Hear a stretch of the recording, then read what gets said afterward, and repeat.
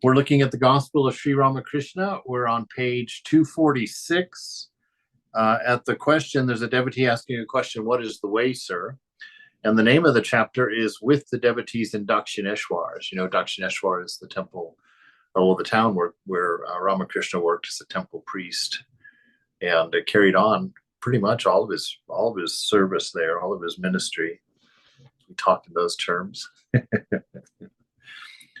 So the devotee is asking, what is the way, sir?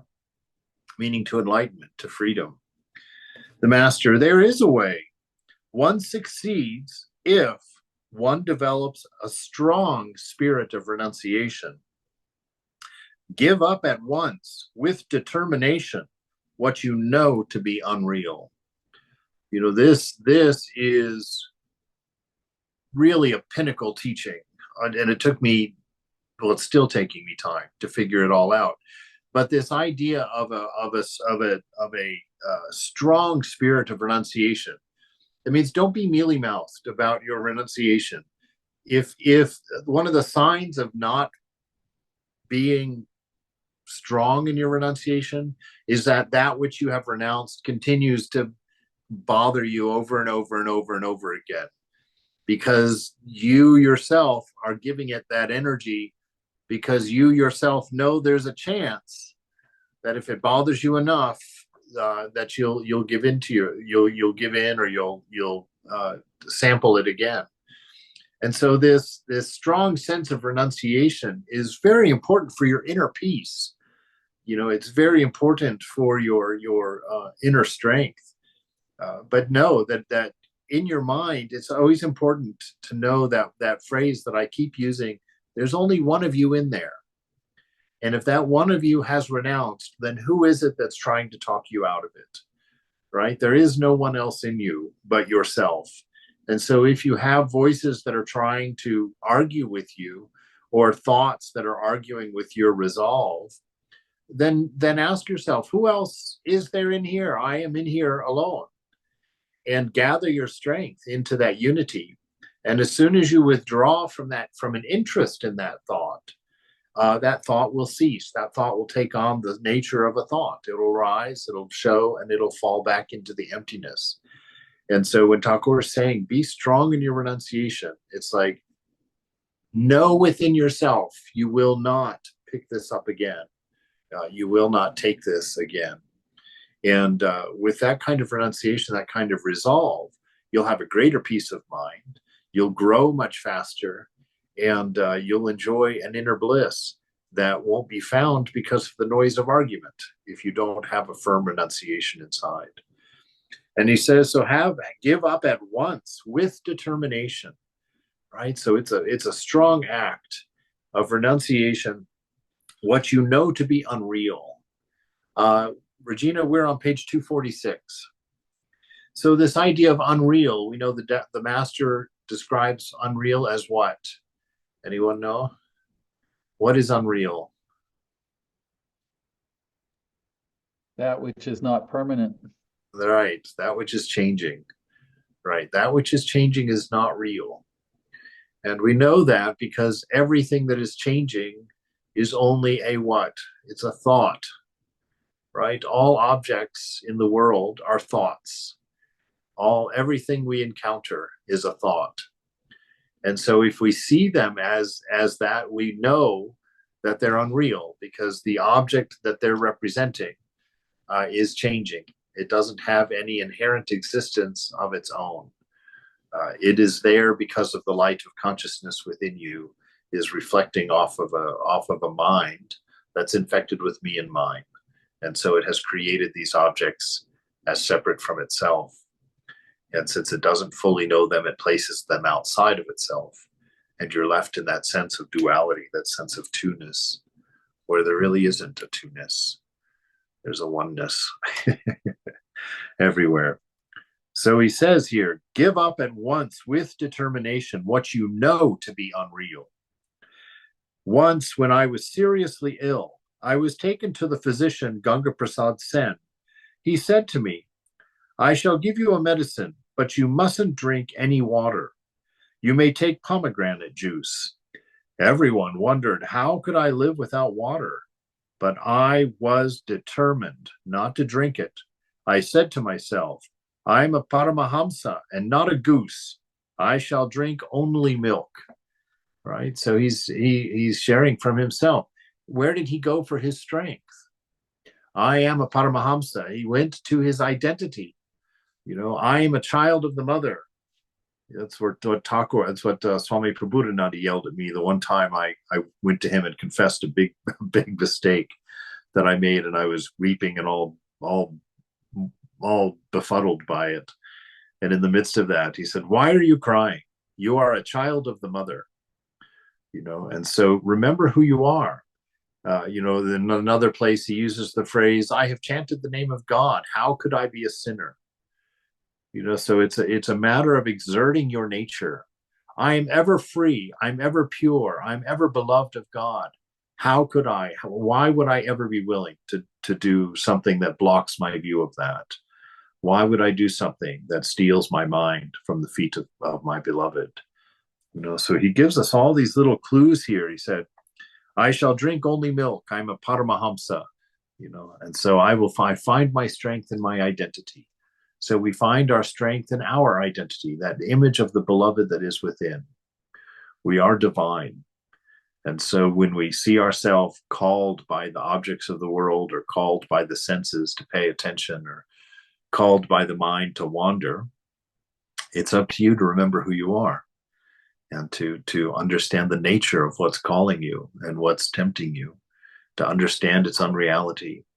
And through the chanting of the name, come back to that center, come back to that bliss, and remember why you have renounced, and remember why you want only that which is real. You have to spend a few days in solitude. If you but touch the granny, you are safe.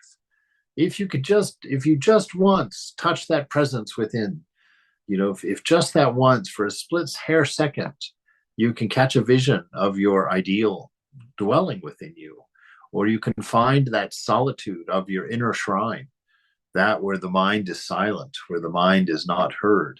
If you can touch that but once, you'll be desperate to get back there and to be established there. It will be a longing in you.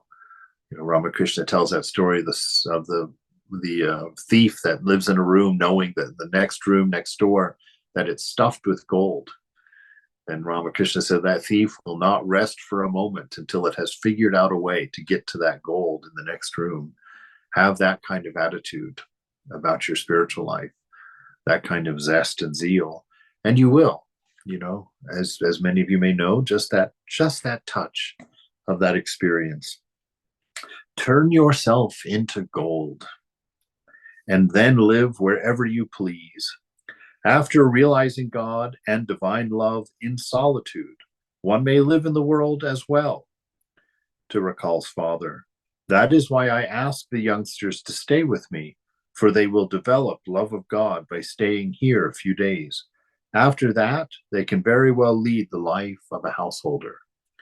So he's saying, establish yourself in what you know yourself to be, right? Be firmly planted in your understanding that you are the divine, that you are the image of God, that your nature is love and wisdom and being, and that through that knowledge of yourself, go forward, making decisions from that light that emanates from within, not as a reaction to what the senses are seeing or what the mind is thinking.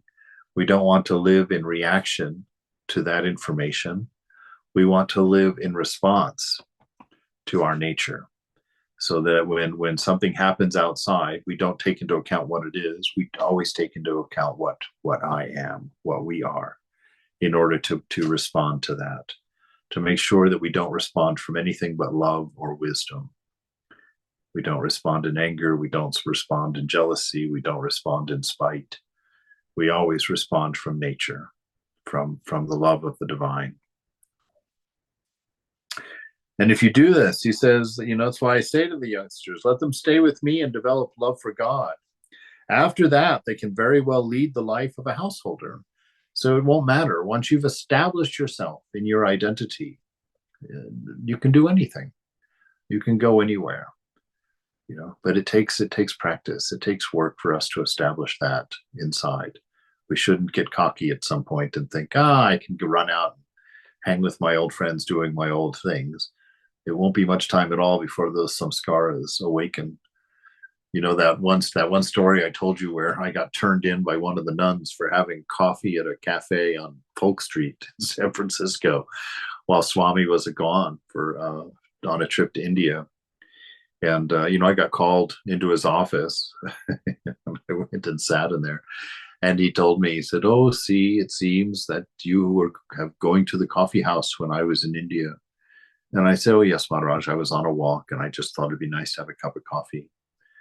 And he was like, "Yes, see, this is not our ideal," which is a wonderful way to put it. This is not what we're about.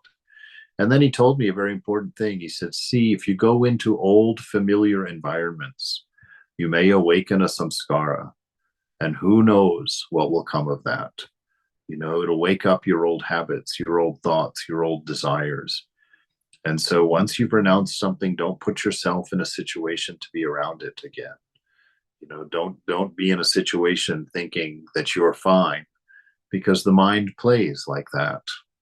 The mind plays. It has its bag of old samskaras that you've renounced, and it will just every now and then pick that bag up and rattle it in front of your attention, to see, are you interested in these things?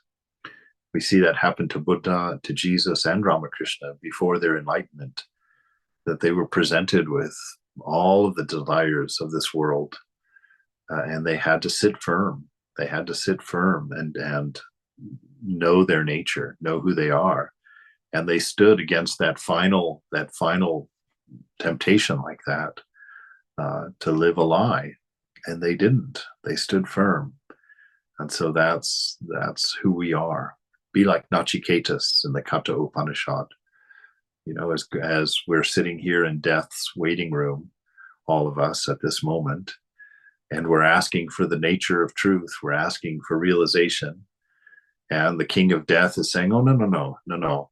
Ask for something else. Ask for pleasure. Ask for some money. Ask for a better job. I'll give you anything you want." And so as we sit here in death's waiting room, we have to be firm in our renunciation so that we get the answer to life, from the king of death. We don't continue the lie. We don't continue to be caught in this circle of this cycle of birth and rebirth to work out all of our ignorance. So Ramakrishna, the very master of renunciation, is telling us, hold firm. The devotee has a good question, though. It's an honest one. He says, well, if God is responsible for everything, then why should people speak of good and evil, virtue and vice? One commits sin also by the will of God. Isn't that so? And of course, it's a truth, right? It's a truth we find in the scriptures, and certainly something Thakur has told before. Another devotee, well, how can we understand the will of God? And the master, there is no doubt that virtue and vice exist in the world, but God himself is unattached to them. There may be good and bad smells in the air, but the air is not attached to them. The very nature of God's creation is that good and evil, righteousness and unrighteousness will always exist in the world. Among the trees in the garden, one finds mango and jackfruit, and hog plum too. Haven't you noticed that even wicked men are needed? Suppose there are rough tenants on an estate, then the landlord must send a ruffian to control them. The conversation again turned to the life of the householder. Yeah, so this idea of being unattached, don't be overly concerned with the flow of good and evil. In the midst of that flow, your eyes are not on what's flowing. Your eyes are on what is observing, right? That's why we stay inside, seated in our shrine, in the company of the beloved, the presence of God, and looking out through the senses and seeing the play, but being unattached, letting everything rise in its moment, pass through our awareness, and then fall again into the emptiness, and just seeing everything settled with strength in the name of God, in the name of love, established in our inner bliss. The master to the devotees, you see, by leading a householder's life, a man needlessly dissipates his mental powers, right? Meaning this dissipation of mental powers means lack of focus.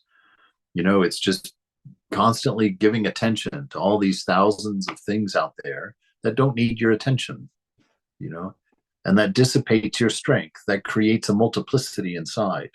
You've identified with so many of your attachments. You've called them your own. You believe them to be your own, and when your mind presents a thought about them, you're convinced it's your thought about your attachments, and your mind is dissipated. It has broken. It's given its sense of sentience to different thoughts of attachment, right? And then it gives that sentience, it gives them voice.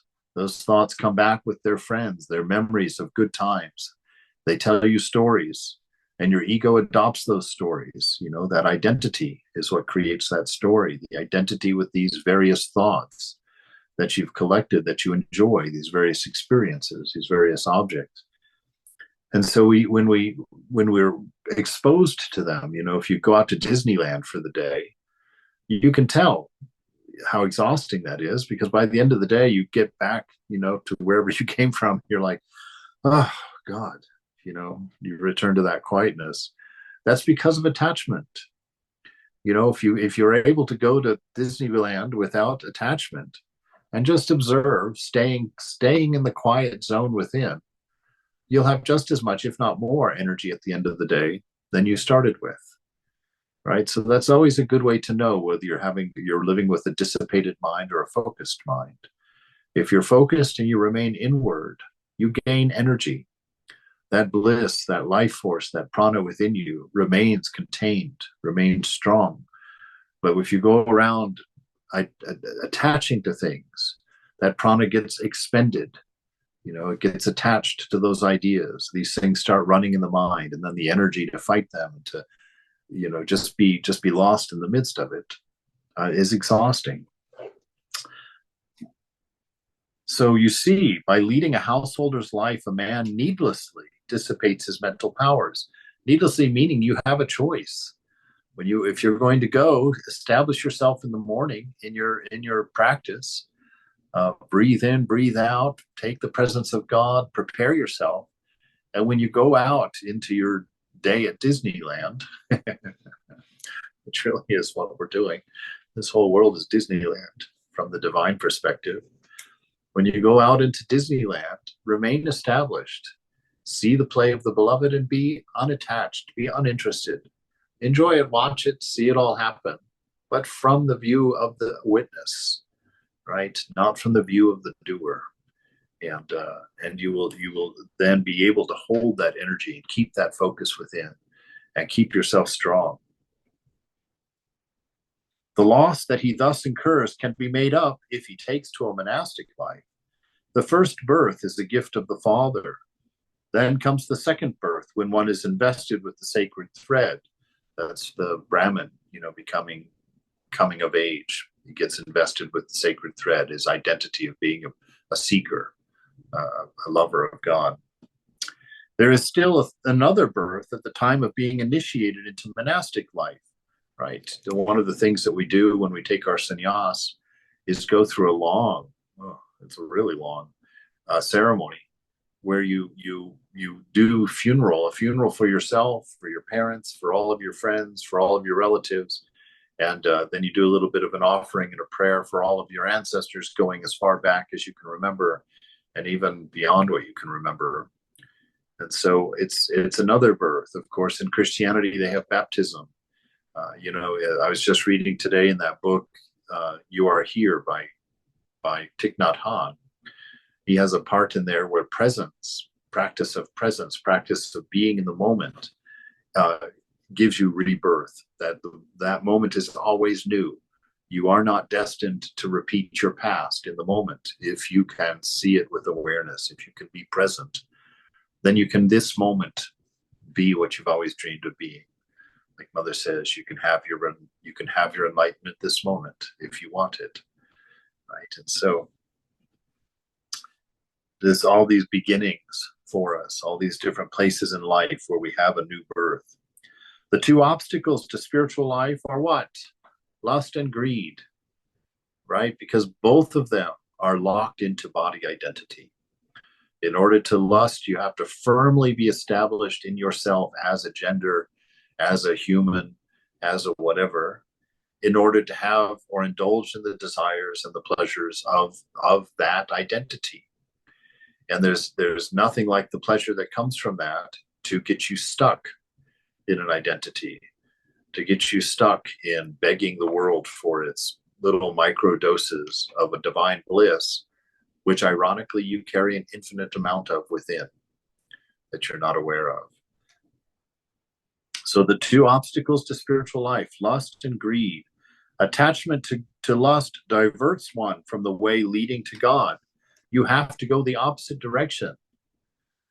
You know, in your practice, you're trying to go to the shrine, you're trying to see oneness, you're trying to quiet the mind, to remove your identity from body, remove your identity from mind. This is what we're trying to do. When you go out toward the body, when you go out through the body, you're doing, if you're going for to fulfill the desires of lust, you're going the opposite direction. You have to nail your sense of identity right down in your physical form, in the physical form, and you have to believe in it, right? And then through believing in it, through feeding it and running those ideas through your mind, you get all that energy generated and all that desire generated. And you know, that's the nature of that. And you'll spend hours working up to that moment of pleasure.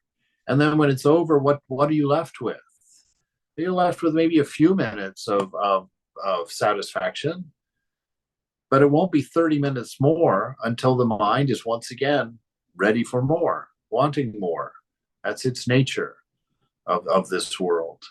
This world, nothing lasts. And you, as an immortal infinite, are accustomed to things forever. And so you try and create that forever by your continuous seeking of these microscopic bouts of pleasure from the senses. So he says, attachment to lust diverts one from the way leading to God. Man doesn't know what it is that causes his downfall. Once, while going to the fort, I couldn't see at all that I was driving down a sloping road. But when the carriage went inside the fort, I realized how far down I had come. Do you see those he's talking about? You see, we live in a relative world, right? We live in a relative world, which means we can get accustomed to anything, which means we can feel okay about ourselves in any condition, right? And when that happens, when we start taking that information to measure ourselves with how we're doing in our relationship with God, how we're doing in life, that bar just keeps moving with us. If we're on a steady downward trend, you know, which means we're out pursuing our pleasures of the body, you know, that takes you continually down, but your world will always stay relative to where you are. You won't realize how far you've come. You won't realize how worldly you've become, right?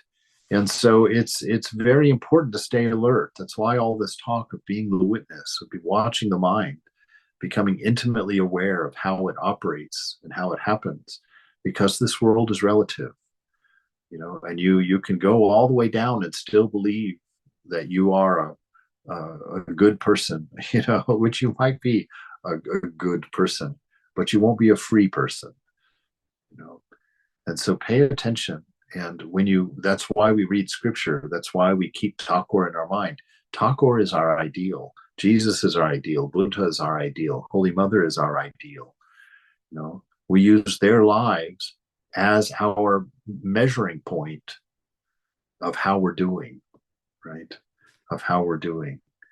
And so keep your eyes on that inspiration, and don't start measuring yourself according to others or even according to yourself. Measure yourself by the divine ideal, by your chosen ideal. And of course, we all come in wanting on that. But that's what immediately puts our mind back on grace, back on the infinite love of the divine, of the beloved. So keep your eyes watching inside, keep that witness active so that you can be sure that you're not trending downward without knowing it. Alas, women keep men deluded. Captain says, my wife is full of wisdom. The man possessed by a ghost does not realize it. He says, why, I'm all right. I'm doing all right. I'm doing pretty good. And you can see it, you can see it. You have to be. I'm very uncomfortable with this topic, especially because I grew up with that. I really disliked the way that was all presented in my Christianity growing up, because it was also personal. It was always such a statement about your worth as a person, is what you are as a person. So they kept the attachment, but demanded your action to be proper. And you can't do that. That just builds all kinds of inner turmoil, inner struggle. They have to break the identity also, because I always felt like when I was growing up and people were telling me not to do this, not to do this, not to do this, it always came from a point where they really believed in it. Like, if you do this, yes, it's going to be fun. Yes, it's going to be great, but don't do it because you're a Christian. That's never going to work. And we can see clearly in the world today, it's not working. We have to break that identity. That is not what you are. I'm a Paramahamsa, not a goose. I'm ever free. I'm ever beloved of God. That's not me. I've been duped into that, and I'm done being duped. I'm finished. And you turn around and walk away. Don't see it. I remember I've told this story. I was sat next to when I first joined the monastery. I was on the bus coming back from the grocery store, and I sat next to this woman, and she started a conversation with me and asked me what I did for a living. And I said, I don't do anything for a living. I said, I'm a monk. And she was like, oh, really? With the look of not quite approving of such a thing. And she said, are you celibate? And I was like, well, yeah. And she says, I just don't get that at all. She says, it's one of the most beautiful things in this world. She said, my way of connecting and feeling oneness with people is through having sex, and so all of that. And she convinced me, when I got back to the temple, I went after we had lunch with Swami, I told him what she had said. And I was like, it sounds right to me, Swami. It sounds right. I mean, she's connecting and she's feeling oneness and experiencing that oneness. And he looked at me and said, yes, but see, if you take that path, how much oneness can you feel? And he says, the farther down that path you go, the more requirements you will have for the person you're going to experience oneness with. He said, you see, as a monastic, when you reach the end of your path, you'll be able to feel one with everyone, and you'll need nothing from them. You will make no requirements. So whether they're ugly, whether they're rich, whether they're male, whether they're female, whether they're straight, whether they're gay, whether they're a cat, whether they're a tree, you will be able to love them without requiring anything from them. That's the ideal that we're going for. So don't let the mind make arguments that your vices are okay. Oh, that's not so bad. I'll get over it at some point. Ramakrishna actually says, I spit on that Vedanta, that attitude of like, oh, I'll get over it sometime. Oh, that will fall off in time. No, be strong, be strong, be kind to yourself, and don't believe these gentle lies that make us compromise with the world. Be free this moment. Be free this moment. The devotees listened to these words in a deep silence. Master, it is not lust alone that one should be afraid of in the life of the world. There is also anger. Anger arises when obstacles are placed in the way of desire. All right, so be careful of anger when you don't get what you want. That's what happens. Anger arises from that. And if you get lost in that anger, you lose the way. You lose your way. M, At mealtime, sometimes a cat stretches out its paw to take the fish from my plate, but I cannot show any resentment.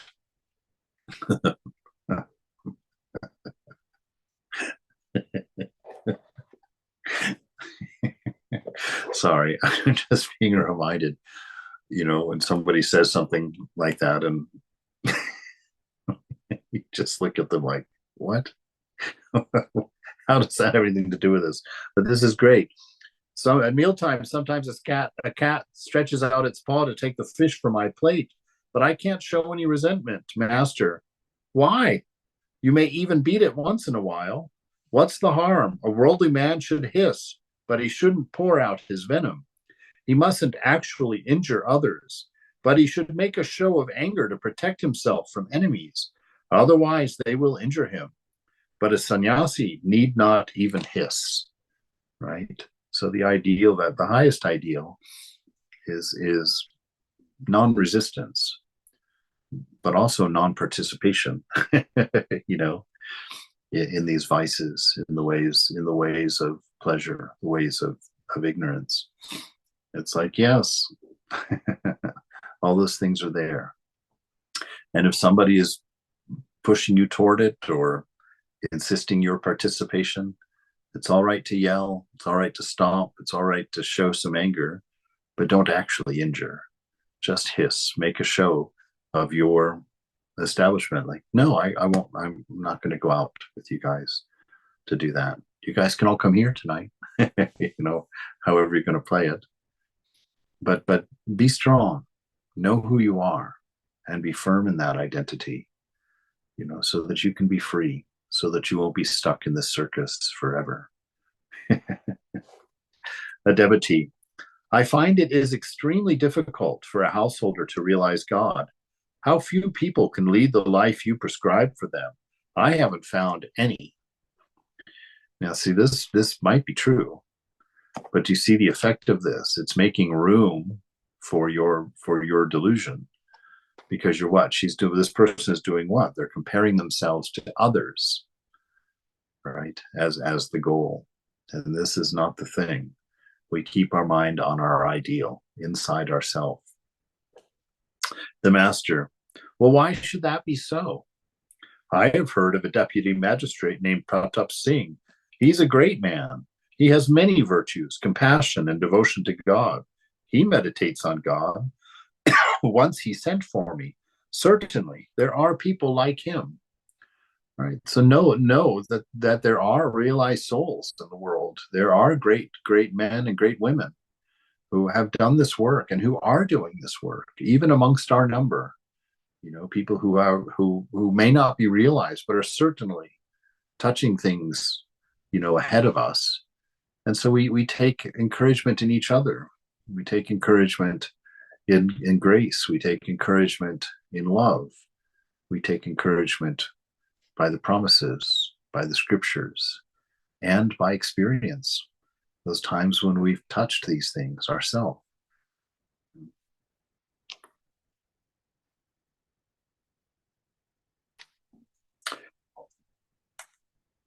The practice of discipline is absolutely necessary. The practice of discipline is absolutely necessary. The discipline allows you to not, because of the relative nature of the world, right? You give your body a little authority. You do it a little favor. Okay, yeah, we'll skip meditation this morning and sleep for another hour because we were up so late working so hard.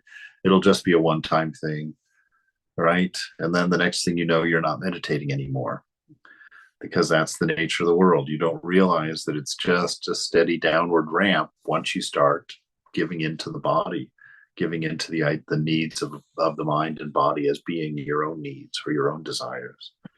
So he's saying this practice of discipline, it's absolutely necessary. Yes, do your practice 2-3 times a day, whatever you've arranged with your guru. Yes, do it for the full time. No, do not change the time. Do not change the place. Do the whole thing. Do it. No, don't sleep in. Get up, do your practice, and then go take a nap. Stick with it. Stay alert. Don't be duped. Don't get drunk on the world and without realizing it, lose the point of this birth, to be free. The practice of discipline. Yes.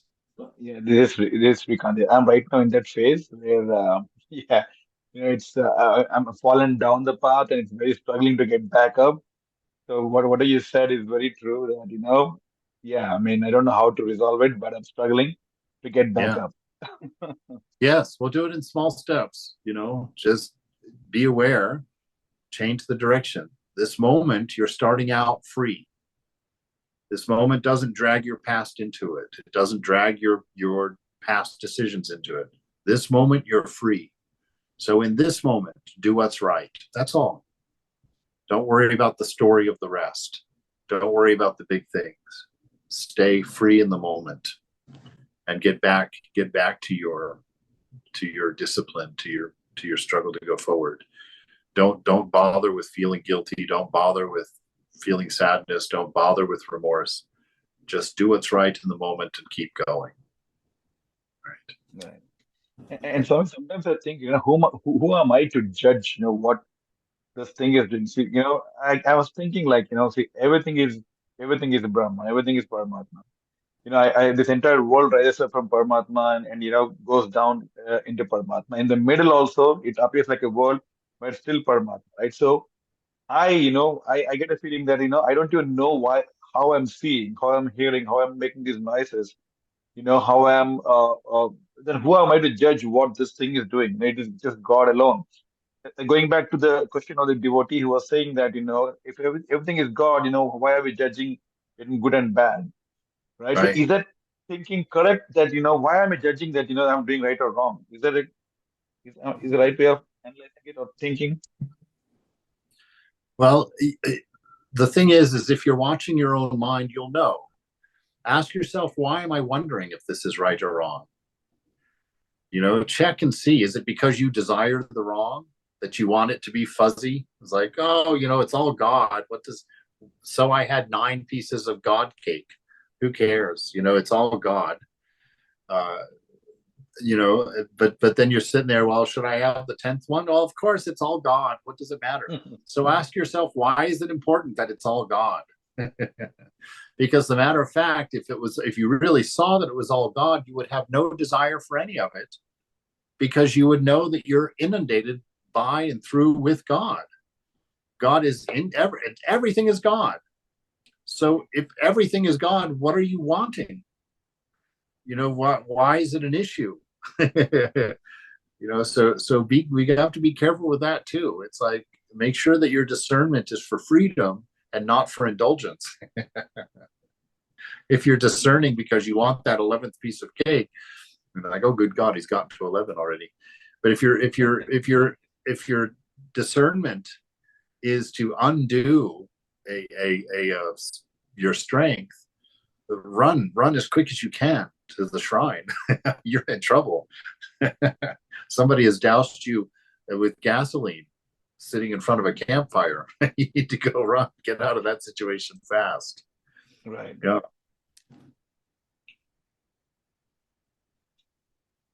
All right. So, Swami, yes. Lalita put a funny comment in the chat. All right, Lalita, what have you done? God cake is my favorite. Okay, well, listen, it started off with me referring to Brother Lawrence. 'Cause Right. you said something about not harming yourself for not doing your practice. Right. But then you said God cake and I got distracted. Yes, God cake is the best. And if you eat it truly knowing that it's God cake, then truly you'll be fine. But we have to be careful with our mind. Ill-digested Vedanta is dangerous. If you start using the highest ideal to make arguments at a lower level, you're going to undo a lot of practice. So always be honest with where you're at. If you see Oh, go ahead. I was just going to say, if you see a world of objects, know you are attached to your body, right? If you see a world of objects, know that you're attached to your body. And the arguments that God is one without a second do not belong to you yet. Those are tools you do not know how to use yet. And so see the world as you see it and take the advice of the guru from that perspective and move forward. So be very careful about taking the ultimate truths and applying them at our level when we're still seeing a world of objects. They don't work. They won't benefit you. All right, so he goes on here. The practice of discipline is absolutely necessary. Why shouldn't a man succeed if he practices sadhana? If you're practicing sadhana, you have to succeed, he's saying. Thakur's saying, look, if you're practicing, if you're chanting the name of God, what's the problem? But he doesn't have to work hard if he has real faith in his guru's words, right? Faith is that assumption of the truth of the things that you inwardly suspect, the ideals that we come into the world with, we're in the idea of infinity, the ideas of beauty, the ideas of love, any of our ideals, anything that's perfect. We bring those notions into the world with us. They are of our nature. And we know that because there's nothing manifested in the world that can give us perfection, infinity, pure beauty, pure love, pure grace. Everything in the world is partial. Everything in the world is changing and cannot sustain itself independent of the presence, So with faith in that, knowing that, then your sadhana doesn't have to be so hard. You'll know it's not that there's all these things in the world. It's not like you're in a candy store being forbidden to eat candy. That's not the way this really is. If you look without faith, then yes, you can see it that way. And then it's very difficult to control yourself. But if you take your guru's words for truth, you are spirit, you are divine. This world is illusory. It cannot get you what you're seeking. And then you realize that you're in a, you're you're in a what? You're in a rock store. You're not in a candy store anymore. And all you need to do is taste one rock to know you don't want any more. And so discernment of your desires will teach you that. Did the fulfillment of that desire last? No. Did it give you anything that was permanent? No. Has it left you in a state of satisfaction? No. Has it made you want more? Yes. Okay. Now you know the nature of that thing. Renounce it and keep going. Right? So don't be deluded into thinking that we're in a world of things that are wonderful to have and we're not allowed to have them. That's not the case. We're in a world that causes hunger, causes suffering, causes desire, and cannot fulfill you in any of those notions. See that through your discernment. Have faith in that, and stand firm.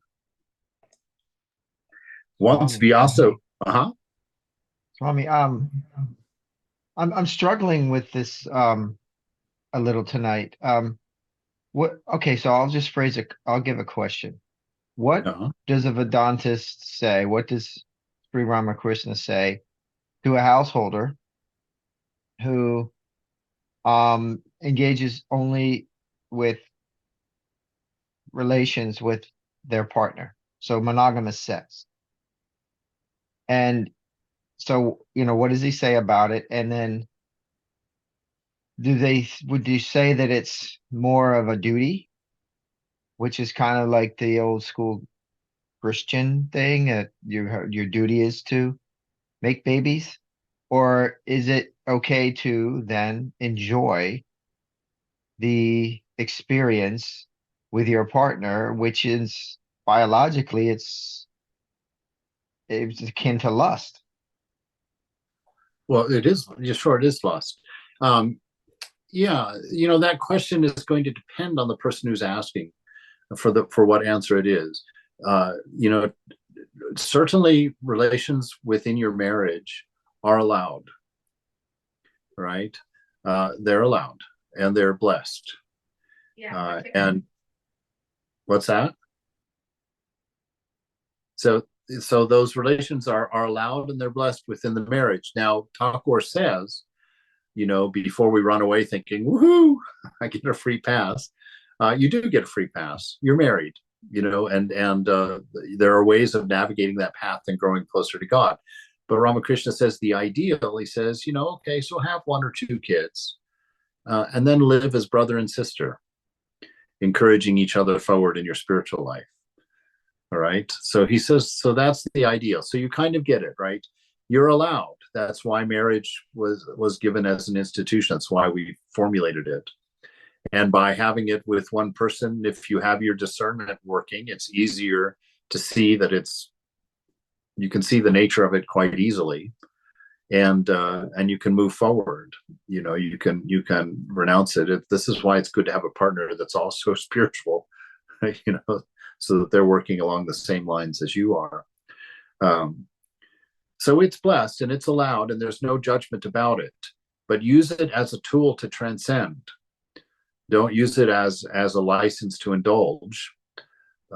You know, even though you can, but still keep your eyes on it, because the goal is the same for you as it is for anybody, for us. And so use your marriage to reach God, the 2 of you together. That's the best way, and will lead you to the most joy. To just indulge without discernment, you know, isn't really going to work for you, because what's going to happen when, you know, you're 85 and the little blue pill's not working, and your wife is 80 and she's long ago not in the mood, and you've come into a habit of needing or making that a functioning part of your relationship, as a central point of your relationship. What's going to happen when it's not available anymore? You know, where will you be? And so work to transcend. Use your marriage as part of your practice to see God and realize God. But don't put your focus on that stuff. Keep your mind on the beloved and go where the beloved is. It's you know, marriage is there, so it doesn't have to be a compulsive thing. You know, if you're just told, no, you can't have sex, the body's going to react compulsively. You know, you're not going to be able to stop thinking about it. You're going to be like, you know, and get stuck in that cycle. So marriage allows you to say, okay, it's allowed and it's available and it's part of my relationship with my wife. So you can let go of the compulsiveness, the fear of, oh my God, I'm not going to get what I need.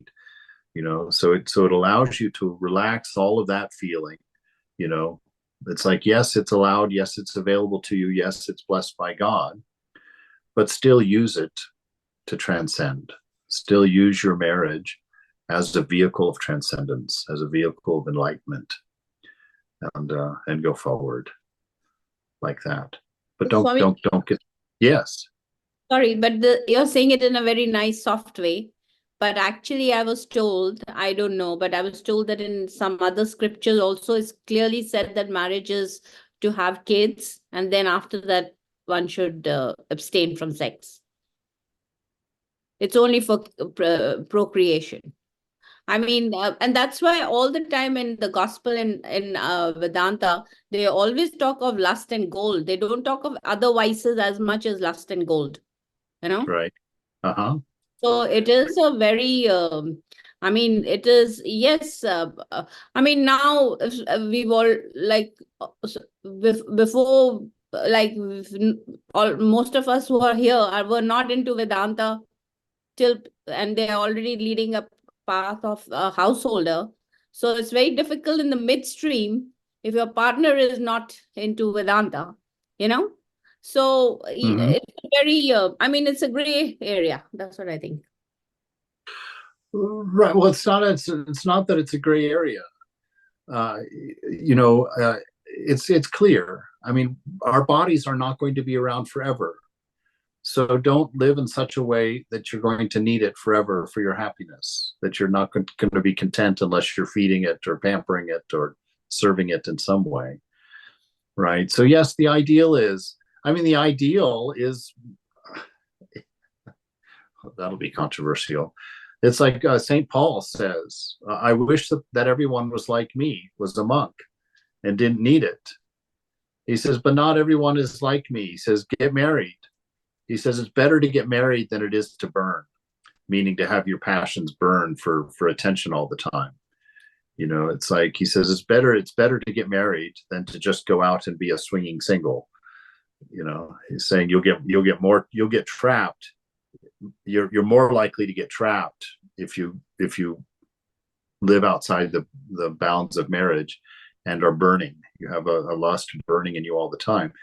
So marriage is there, you know, God understands and gets that. And so he says, okay, you know, so choose each other, and you have allowance, you have permission with each other. So it doesn't have to be a weird compulsive thing, but use it for discernment. Understand, look, try and go deeper even in your relationship with each other, to where you realize both of you together, you're not bodies. The bodies are not necessary for that love, are not necessary for that relationship. The pleasure is not necessary for that love and for that relationship. And so work through it. Take as long as you need, do what you need to do, but keep your eyes on the goal. Keep your eyes on the ideal. It's not a rule. If you treat things like rules, you're going to be compulsive, and you're going to get these spiritual hernias everywhere. You know, we don't want spiritual hernias where you repress something too much in one space and it pops out in another in a very unhealthy way. And so work with yourself, keep your eyes on the ideal, and go forward. Also, You know, Swamiji, is it not true that some of the disciples who were married, and had like, and when they were very passionate about Vedanta and they were into meditation and all, automatically situation was created where, you know, marriage, the focus shifted on its own. They didn't have to focus on it. God created, exactly. Thakur does something, or whatever, then it shifts on its own. If you want something so badly, it happens. God Yes. helps you. Yes, that's it. It will happen. But if the more sincere and earnest you are in seeing truth, the faster it will happen, the faster you'll be free. You know, so that is there.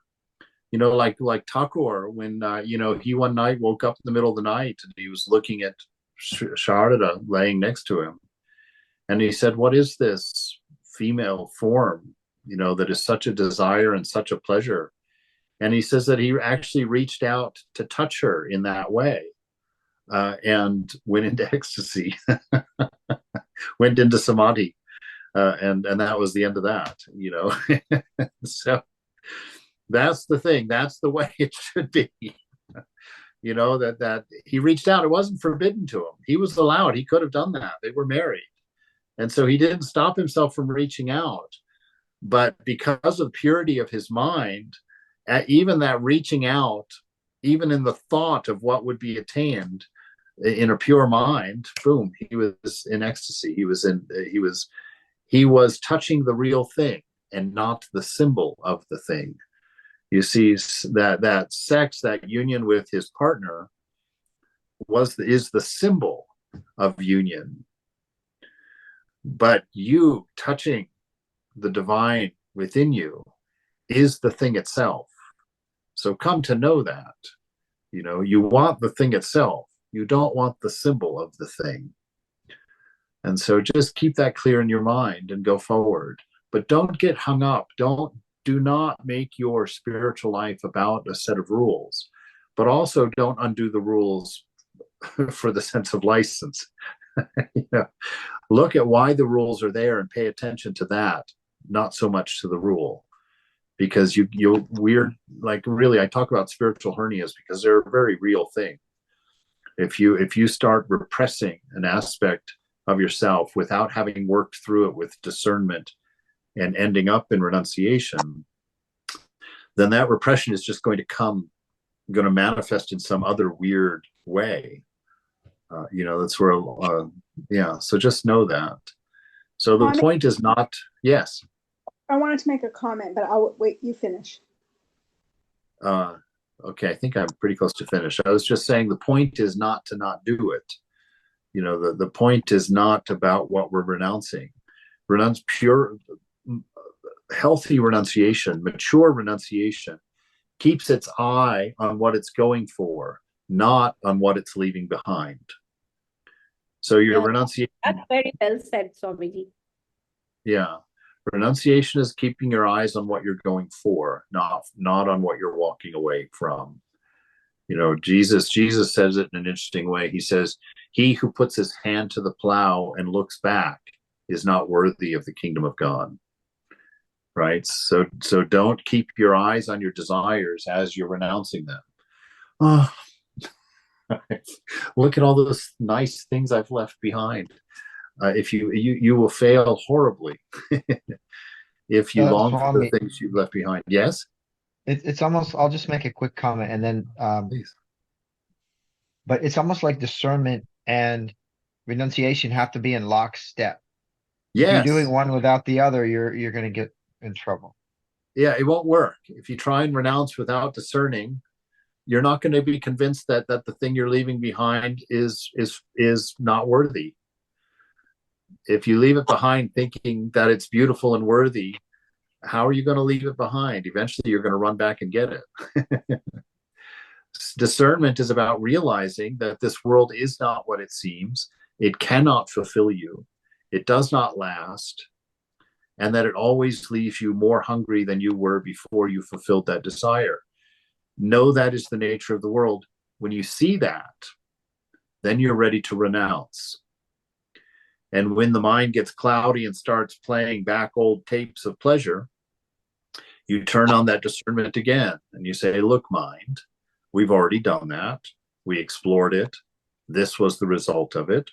We found that it produced more hunger than it fulfilled. We're done. We're not going to go down that way again. We have seen again and again it doesn't work. So yes, renunciation and discernment go hand in hand. And you have the permission of God within the injunctions of marriage to not become freaked out. not to become freaked out. If he jokingly tells M to go and have some fun with his wife. So he, there's room for that. But what do you want more? That's your question you ask yourself, right? And so like that. But again, don't get caught up in rules. Keep your eye on there. The question is, lust and gold. I don't know who said that they wish they would translate that into greed and something else.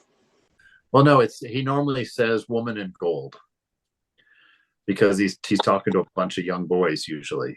And so he's always saying woman in gold, and many women with good reason find that offensive. Like, what do you mean? But rest assured, if he was talking to a room full of women, he would say men in gold. It's if Also, the word was kamini. It wasn't just woman. It was a woman filled with all kinds of desires. Kamini Kanchan. Kamini Kanchan. Okay, so my comment is that I can think of a lot more sinful activities than having sex with your marriage partner. That's my comment. Well, it's not a sinful activity. Well, more things like things taking one off the path. I think we focus on, there's a lot of things you can get in trouble with that are way worse than having sex with your marriage partner, in my mind. Yes, but that's the kind of thing I don't want to form. It's not sinful to have relations with your partner in marriage. It's not sinful. So don't see it as that way. It's blessed in that circumstance, but the ideal remains the same. You just aren't going to have to be freaked out because you're not allowed to have sex. So God gave you the permission. Okay, look, within this context, have fun. Yes, and we don't live up to the ideal in many aspects. Right, exactly. And so we're on the path, even if no matter what you're doing in your marriage, if you're making any attempt, you're on the path. Right? If you're making no attempt, then you're not. Then even then you're on a path of freestyle. So you're just kind of making it up as you go.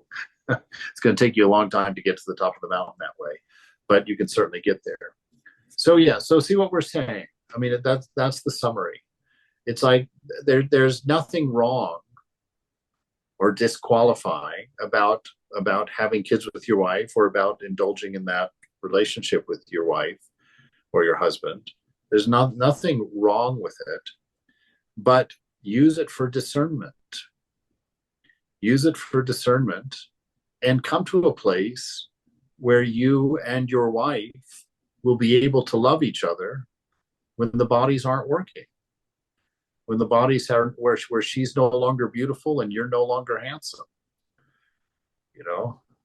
It's like, Also, the other thing, Swamiji, if one was to see God in everyone, then one will not see the life partner as another body, right? well, that's true. But if one sees God in everyone, one's enlightened. That's the highest realization for this world, is to see God in everyone. If you can just find God in yourself, everything will be taken care of. Just see God in yourself and all will be well. If you see God in yourself, you won't be running after everything else to fulfill your desires. You'll get everything you want from that alone. Right? So that's what we have to understand. All of this renunciation is so that we can have the one most important thing: infinite love, infinite wisdom, freedom. Hey, Swami, doesn't Yes. Tantra have something to say about that? No, not really. It's just a different path toward the same goal. Tantra, Tantra is a very big thing. We've made it a sexual thing in the West. But Well, true. That's true. That's not what it's about. But even in that relationship, there's no orgasm. If Tantra is properly practiced, there's no orgasm. You generate that energy, but then you channel that energy up the chakras. You don't expend that energy. So Tantra is quite different. We're not really the Tantra of the West is very removed from the way it was initially intended. But I think it was a spiritual. There was it's spiritual definitely approach to it. Oh, it's definitely spiritual. It's a path. It's one of the traditions for getting to the goal. And Thakur doesn't condemn it, but Thakur says, it's kind of like coming in. Oh, it's 8:09. It's like coming in through the back door. Coming in through the kitchen door. It's a very dangerous path, because Tantra is supposed to be you're supposed to use your discernment at level 10. Like Ramakrishna practiced some of it for one of his practices. He sat naked and he had a beautiful young woman come and sit in his lap. That's Tantra. And he practiced it properly because the result of that was him going into ecstasy, going into samadhi. He didn't desire. One of the other practices he did was to watch a man and a woman have sex, and again, he went into samadhi. And so that's the end result of Tantra. It's not an indulgence. It's trying to become, to be in the middle of the thing itself, and to be able to discern the reality, and to not be caught up with it. And so in Tantra, you put yourself in those sexual situations and it generates that prana, it generates that energy inside, but you don't expend it. If you expend it, you've fallen. You know, you take that energy and you keep raising it up through the chakras. That's the idea behind some of the tantric practices, to the limited extent that I know of them. But they're not an indulgence, and they're not a license, and they're very difficult and very strict practice, actually. But Thakur says no need. Come in through the front door. Let's not do it that way. So, all right, let me turn this off here.